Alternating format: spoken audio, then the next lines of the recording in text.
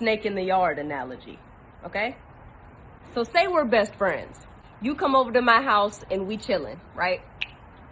We watching movies, we listening to music, and I got like art stuff spread out, so we drawing and painting and stuff. And then I remember, oh shoot, I forgot to take my dog out. Just stay here, let me take him in the backyard, I'll be right back. You're like, okay, cool. I leave you in the room painting. I take my dog downstairs and I unlock the door.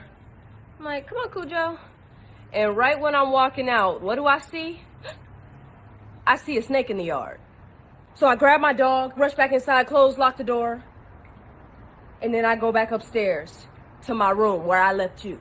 I see that you've gotten up and you're about to leave the room. And I'm like, wait, where are you going? And you're like, oh, I wanted to go to the backyard too, get some fresh air from these paint fumes. And I said, okay. I'll see you when you get back. So you go downstairs, you open the door, you head out there to get some fresh air, and oh, a snake bites you. So you throw it off of you and you run back in the house and you close the door and you lock it. You run back upstairs to my room and you starting to limp at this point. Your leg is hurting. And you're like, China, I just got bit. There's a snake in the yard. And I say, oh yeah, I know. I saw it when I was going to take my dog out. What would your next statement be? China, why didn't you tell me? You saw me heading in that direction. I told you I was going in the backyard. Why didn't you tell me there was a snake back there? And I said, I don't know. I wasn't trying to force what I knew on you. So I just thought that you should learn for yourself, as we all should, you know, because I love you. So I was trying to give you that freedom. Does that make any sense? You wouldn't think that I actually loved you if I knew there was a snake in the yard. You told me, oh, I'm about to go to the backyard. And I just let you wander on back there without warning you of the danger. Now, if you told me, oh, I'm going to the backyard to get some air, and I said, oh, no, don't go back there, I just saw a snake back there, would giving you that information be forcing something down your throat? Forcing my beliefs on you? No, it's showing you that I love you and I care about what happens to you. I do videos talking about God to warn you about the snake in the yard. That's the point. I was headed in the backyard. By the grace of God, I got away from the snake before it bit me. Now I see others heading towards the backyard. I know there's a snake back there, and so I'm just warning you and letting you know, yo, there is danger in that direction. And now, you have a choice to make. It's as simple as that.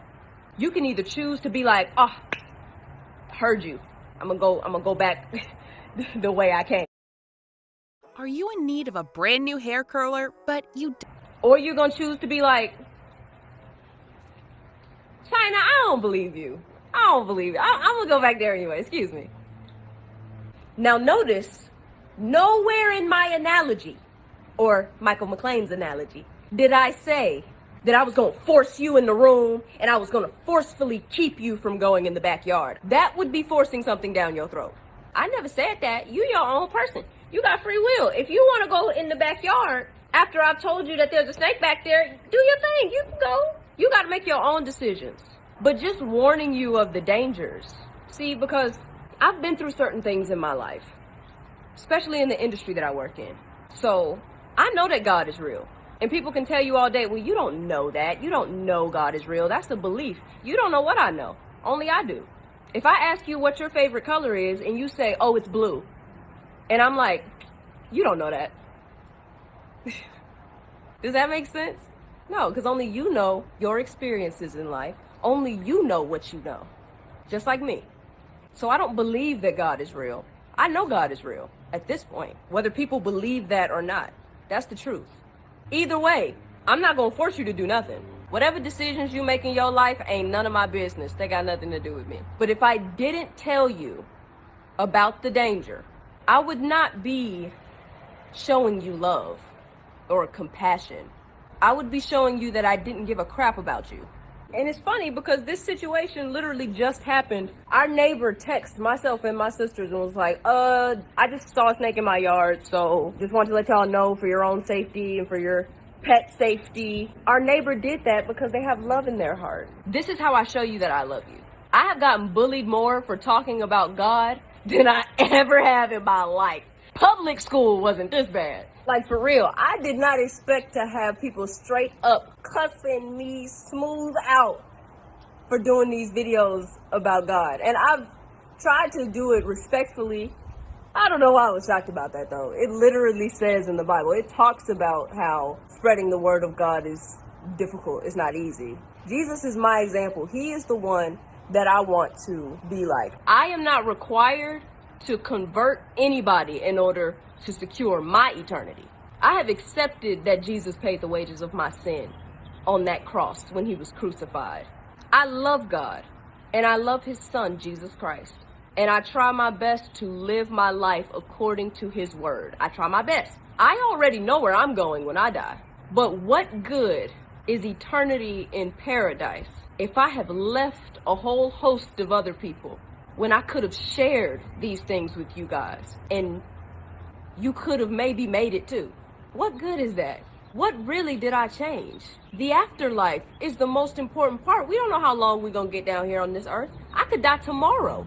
If I warn you of the danger that I know is waiting down there and you still choose to go in that direction, I'm not mad at you. I don't hate you. It don't even affect me. But if you end up in trouble, just know that I tried because I love you. So you can't be mad at me. You can't blame me. And guess who else you can't blame? God. Because I've heard so many people say, I don't believe in God because he ain't never tried to show me no sort of sign. He's never tried to reveal himself to me or let me know that he cares or in any sort of way. I don't know. I ain't got nothing to work with here. Really? How'd you come in contact with this video? Did it pop up on your For You page or your home page randomly? Did a friend or a family member just happen to send it to you out of the blue? I'm sorry for all the noise in the background. I don't know what is happening. If you don't want to watch my videos talking about God, I love you just the same. But for the people that do want to hear it, these videos are going to be here. Because in this dark world we're in, I've noticed a pattern in what is being represented. People think that this stuff is just a game.